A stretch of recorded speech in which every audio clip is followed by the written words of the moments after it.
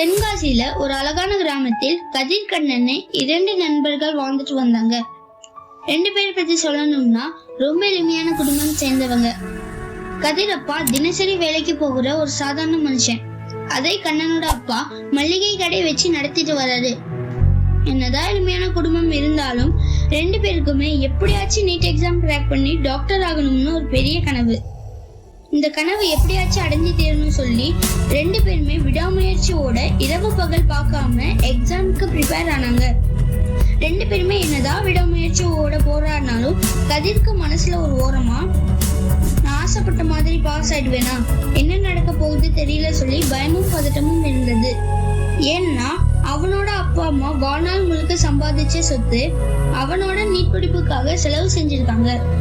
ஆனா இன்னொரு பக்கம் நான் போடுற எஃபோர்ட்க்கு நான் கண்டிப்பா நல்ல மார்க்கோட பாஸ் ஆயிடுவேன்னு 100% தன்னம்பிக்கையோட இருந்தாரு கண்ணன். 2 பேருமே தேர்வுக்கு ரெடியானாங்க. எக்ஸாம் வந்தது. பேப்பர் கொஞ்சம் கஷ்டமா இருந்தாலும் 2 பேருமே பேப்பர் அட்டென்ட் பண்ணாங்க. எக்ஸாம் முடிஞ்ச ரிசல்ட் வந்தப்போ கண்ணன் ஆசைப்பட்ட மாதிரி நல்ல மார்க்கோட பாஸ் ஆனாரு. மற்றும் எதிர்பார்த்த மார்க் வராதனால கதிர்னால பாஸ் ஆக முடியல. அடுத்து என்ன நடக்கும் தெரிஞ்சுக்கணும்னா ஃபுல் வீடியோ லிங்க் பயோல இருக்கு, மறக்காம பாருங்க.